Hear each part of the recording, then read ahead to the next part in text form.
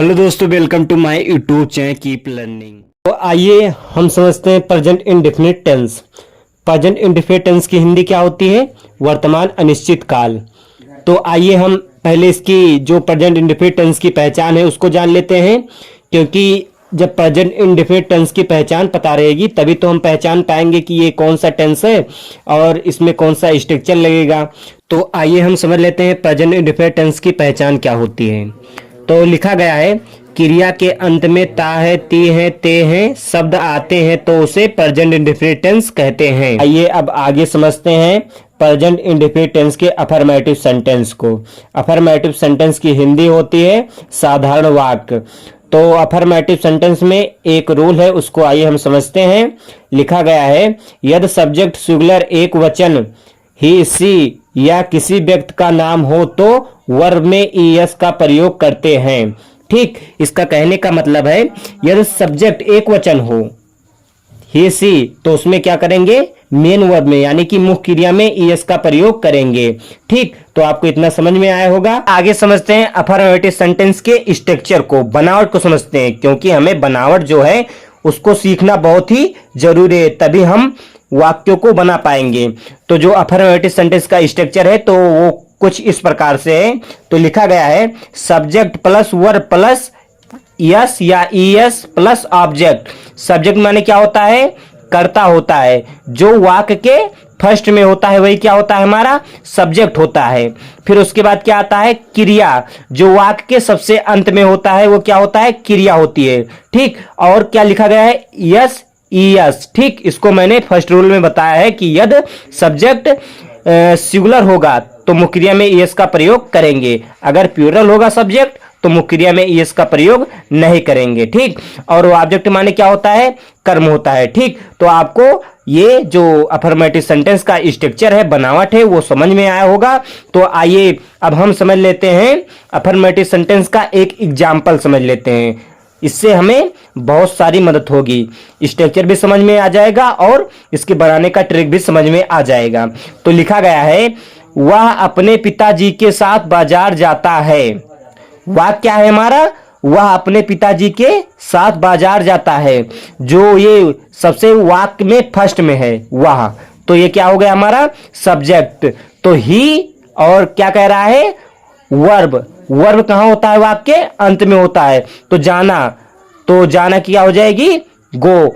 और क्या यहाँ पर क्या है? सब वाक्य में क्या है? सब्जेक्ट हमारा क्या है? सिंगुलर है, तो मुख्य क्रिया में यस लगा दिया गया, तो क्या हो गया? गोज।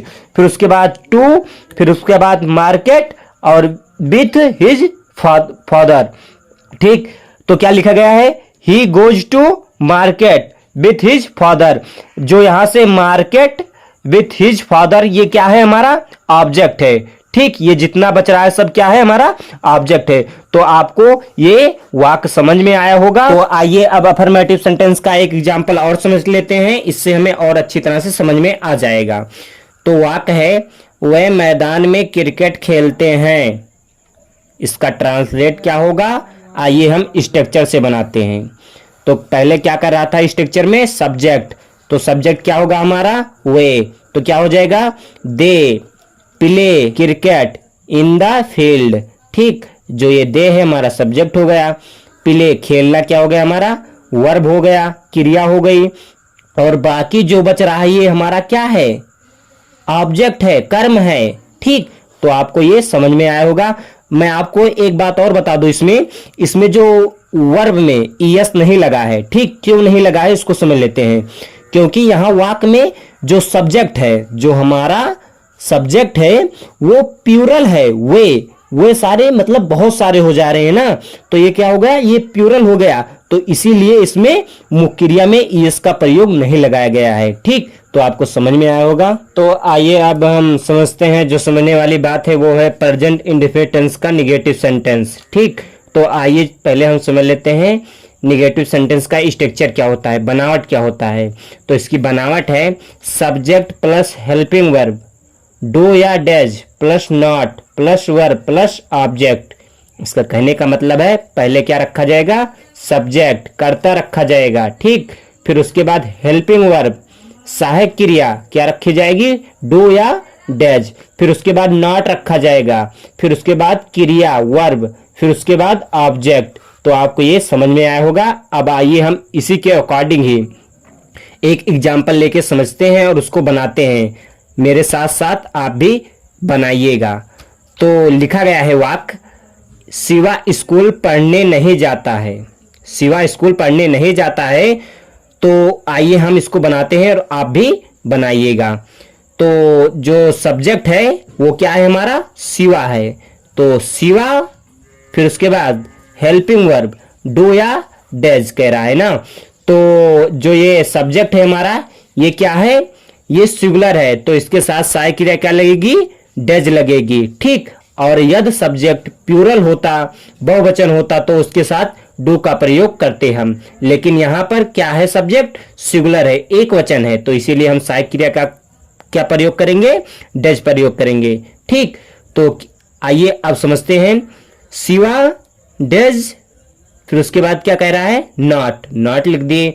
फिर उसके बाद वर्ब गो। अब आप सोच रहे होंगे इसमें ईएस का प्रयोग क्यों नहीं हुआ। ठीक, तो निगेटिव सेंटेंस में ईएस का प्रयोग नहीं होता है, केवल अफर्मेटिव सेंटेंस में ईएस का प्रयोग होता है।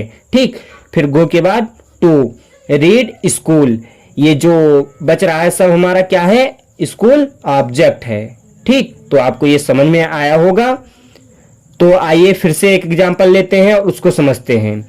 बच्चे खाना नहीं खाते हैं। एग्जाम्पल क्या है, बच्चे खाना नहीं खाते हैं।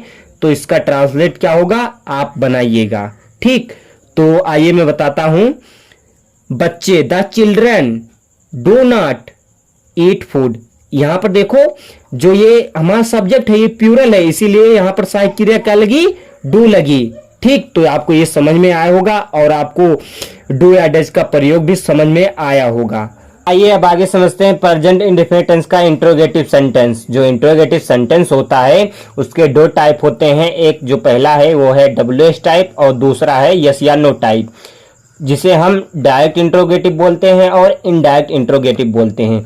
तो आइए अब हम समझते हैं इंट्रोगेटिव जो सेंटेंस है, जो पहला टाइप है उसको आइए समझते हैं। WH टाइप, इसका स्ट्रक्चर होता है question word plus helping verb plus do या does plus subject plus verb plus object, इसकी स्ट्रक्चर हो गया। ठीक, तो आइए अब हम इसका एक एग्जांपल लेते हैं और उसके स्ट्रक्चर के अकॉर्डिंग बनाते हैं। तो इसका एग्जांपल है, राजू अपने भाई के साथ खाना क्यों खाता है। ठीक, तो इसका ट्रांसलेट हो जाएगा व्हाई क्वेश्चन वर्ड, अब क्या कह रहा है, हेल्पिंग वर्ब डज, उसके बाद सब्जेक्ट वर्ब ईट, फिर उसके बाद object food with his brother. जो ये विथ हिज ब्रदर है ये हमारा ऑब्जेक्ट हो गया। ठीक, तो आपको ये एग्जांपल समझ में आया होगा। तो आइए अब हम आगे समझते हैं यस या नो टाइप। जो इंट्रोगेटिव का दूसरा टाइप है वो है यस या नो टाइप। तो आइए हम इसका पहले स्ट्रक्चर देखते हैं, बनावट देखते हैं, फिर उसके बाद एग्जांपल देखेंगे, उससे हमें क्लियर हो जाएगा। तो इसका जो बनावट है वो है helping verb plus subject plus verb plus object, helping verb यानी कि सहायक क्रिया डू या डज। ठीक, तो आइए हम इसका एग्जांपल लेते हैं और समझ लेते हैं। ठीक, क्या लिखा गया है, क्या अमन सेब तोड़ता है। तो इसका ट्रांसलेट हो जाएगा does Aman break an apple. ठीक, तो आपको ये समझ में आया होगा।